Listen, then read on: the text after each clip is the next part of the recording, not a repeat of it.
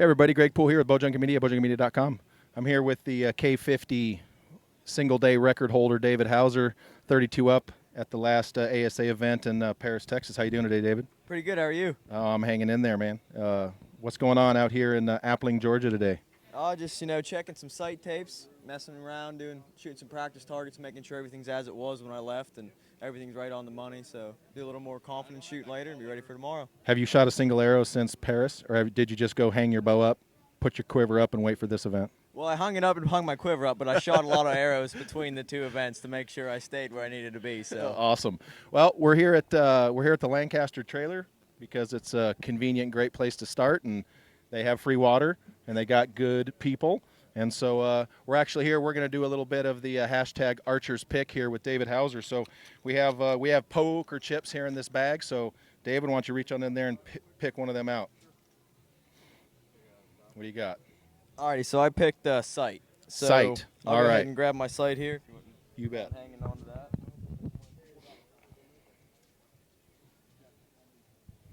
All right, David is taking his sight off there. He's got the whole light kit and everything. So here you go.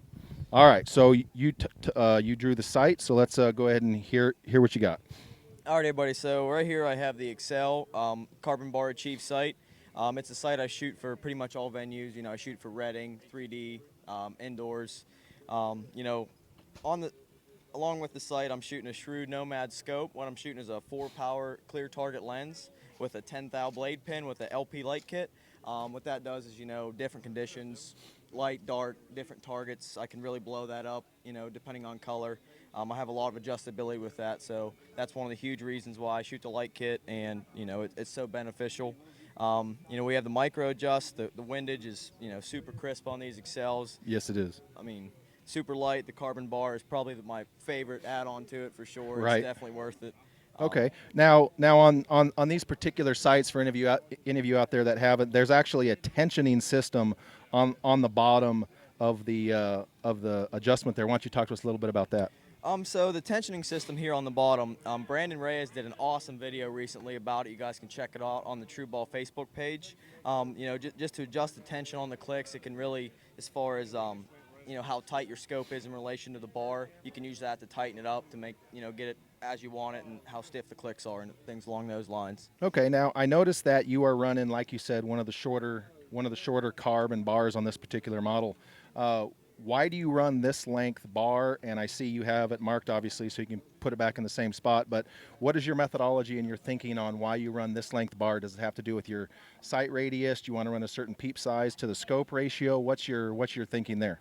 I'm definitely back onto the peep size ratio to the scope. I like to shoot the bigger housing, the 42 millimeter. So, especially for 3D, you get in a dark, tight tunnel and anything like that, it gathers a lot of light. Excellent. Whereas for Reading, with the smaller scope, I can adjust the peep sizes because I don't shoot a clarifier anytime. Okay. I always just shoot the straight aperture. So I like to shoot the shorter bar with the scope a little closer to my bow. Gotcha. And then it keeps the power. Not taking a 4 and extend it the whole way out. I try to keep it tighter to keep the pin movement to a minimum, and just really helps me, mentally stay calm and while I'm aiming. So what do you see as far as running the bar in like that? What do you see as far as what that does with your sight tape? Because obviously the closer it is, kind of brings the sight tape a little bit closer together as opposed to the farther out. So what do you see with that? Yeah, absolutely. When you're running a lot closer, like on Archer's Advantage, when you're measuring your peep sights and yes. your peep heights, all that's done at full draw. That's a big thing I want to touch on. But to make sure that sight tape's perfect. Also, when I have it ran in closer like that, my gap is a little bit bigger, so I can yes. fine tune. Really, if it's in Reading on the elk, if it's reading 88.3 instead of straight up 88, I can really dial it to get it really, really close to the distance my rangefinder's reading, so that way Absolutely. I feel like I'm a little bit more accurate with my clicks. Okay, and so you will not be running this size scope housing in Reading next week, correct? No. I'll be running the Shrewd Mini Mag scope housing, also with a 10,000s pin and a 4-power lens. Excellent. And will you run the LP light kit in Reading next week? Absolutely. Okay. Talk to us a little bit about the second and third degree axis adjustment on this site as well. All right, so on the second and third axis on this Excel sight is all in front of the sight bar. Here's my third axis adjustment here, and then my second axis is on the back here. So the second axis and the third axis adjustments are super crucial, I feel, when you're getting a sight tape, especially for something like redding. Absolutely. You know, your second axis, basically what that does is it's the bubble in your scope in relation to your sight bar. So you'll set that first, and then your third axis is obviously set at full draw. So those are super crucial things you want to make sure as far as from an accuracy standpoint. And on these Excels, it's super easy. You can just take the quick disconnect off of the dovetail and easily adjust it with any Allen wrench. No problem at all. Okay, I don't want to take up too much more of your time today, but just kind of briefly go through for everybody out there in Bowjunky land, kind of the system that you use to level your sight second and third axis-wise. Okay, so basically what I'll do is I have the Hamschke Easy Third Axis Leveler. I can set my first, second, and third axis all with the little tools. I mean, I know I carry one and a lot of other people I carry two, actually. don't leave the home without them. So basically, just a quick little rundown. Your first axis is your sight bar in relation to your riser. So that's making sure that your sight bar is directly parallel to your riser itself. Once you set your first axis, then I'll go on to my second axis. And with the second axis, the Hamschke Easy Third Axis is mounted onto your sight bar, and then that's your sight bar in relation to your scope housing, your level in your scope, to make sure that these two are perpendicular to each other. And then your second axis, that's going to affect you on your flat ground shots. Yes. You'll find inconsistencies if your second isn't perfect with that, especially when you're moving your sight up and down your bar itself is when you'll get level inconsistencies. And your third axis is for those pesky uphill and downhill shots that we all struggle with sometimes.